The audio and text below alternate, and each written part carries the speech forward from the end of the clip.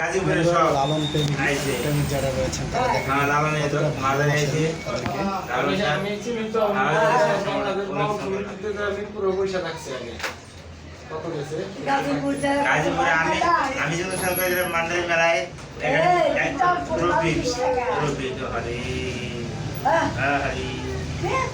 আহারে বলছি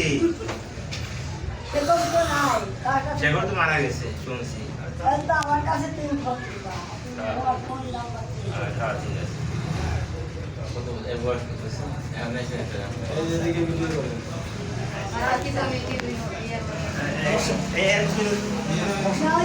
অনুষ্ঠান আছে চা খান চা খেয়ে যান উপরে অনুষ্ঠান আছে আজকে এই তো যেতে একটু কতটুকু সময় লাগবে তো বন্ধুরা ইনি হচ্ছেন বিখ্যাত সেই শিল্পী টাঙ্গাইলের টাঙ্গালিনী সুফিয়া। হ্যাঁ তো আপনার গান তো সারা বিশ্ব জুড়ে একটা জনপ্রিয়তা অর্জন করছে। হ্যাঁ এখন তো কেনা দেওয়া লাগবে হ্যাঁ উনি এখন বকশিস অসহায় অবস্থায় আছে এখন আপনি কেমন আছেন?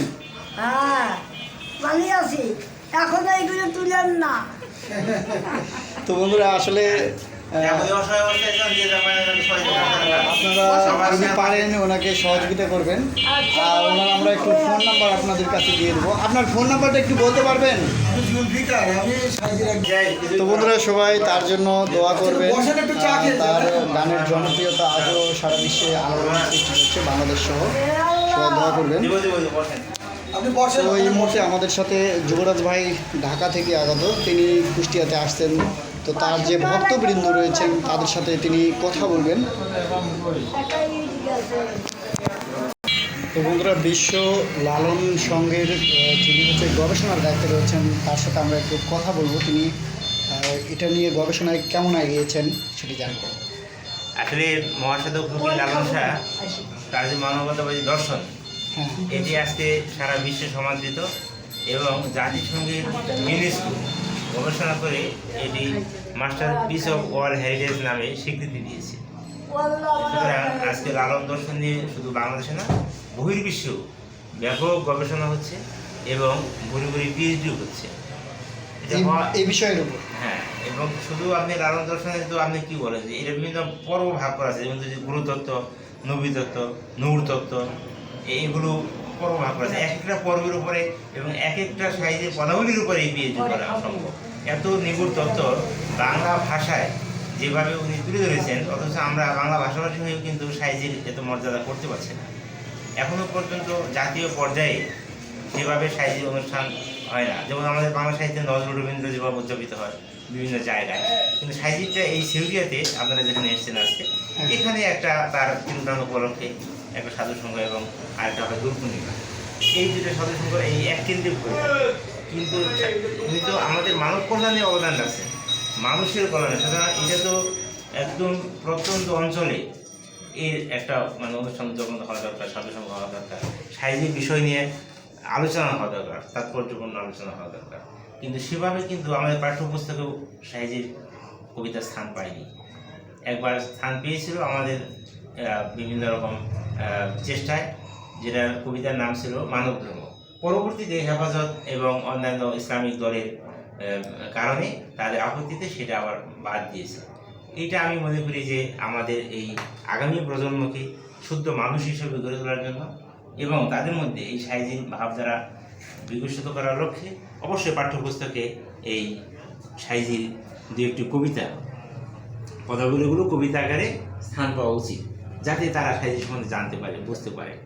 আসলে সাহিত্যিক যে দর্শন, এই দর্শন যদি সঠিকভাবে চর্চা হতো তাহলে বাংলাদেশে এত হানাহানি, মারামারি, কাটাকাটি, রাহাজানি, এই যে দলগত ভেদাভেদ, এই যে অসাম্প্রদায়িক একটা সাম্প্রদায়িক দাঙ্গা, এগুলো থাকতো না।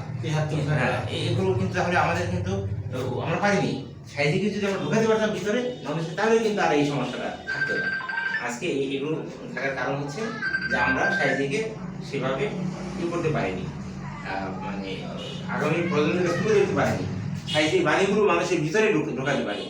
এই জন্য আজকে এই সমস্যা। এখনো যদি সরকার এবং বিভিন্ন স্বেচ্ছাসেবী সংগঠন চেষ্টা করে, আমার আত্মবিশ্বাস যে এই হানাহানি, মারামারি, এই অরাজকতা অনেকটা কমে যাবে। কারণ আত্মশুদ্ধির লক্ষ্যেই তো সাইজি বাণী বলেছে মানব কল্যাণে। সাইজি কোন জাতের কোন ধর্মের এটা কোনো বিষয় না, মানুষের কল্যাণে তার মানবতাবাদী দর্শন আর বিশ্বব্যাপী সমাদৃত হচ্ছে। আমরা পিছিয়ে আছি, এটাই দুঃখজনক। আমি ভারতে এর উপরে কাজ করতে গিয়ে দেখেছি তারা অনেক সম্মান করে সাইজিকে, ধর্ম নির্বিশেষে সাইজির নাম সেখানে, কিন্তু আমাদের দেশে ততটা না। আমাদের দেশে এখনো এটা একটা মনে করি ইসলাম মানে বিরোধী ভ্রান্ত মতবাদ, এটা চিন্তা করে। তো আমার বাবাজি উনি মাওলানা সাদুদ্দিন চিশতির একজন একান্ত ভক্ত, সেই হিসাবে উনি সাইজির প্রেমে এই ছেউরিয়াতে উনি বাসা বেঁধেছে এবং এখানেই তার কার্যক্রম চালাচ্ছে। আমার বাবাজি ওনার কাছে আমি অনেক বিষয়ে শিক্ষা নিই, আমার শিক্ষাগুলো। ভাইয়ের নাম পরিচয়টা একটু বলতেন। আমার নাম জুলফিকার।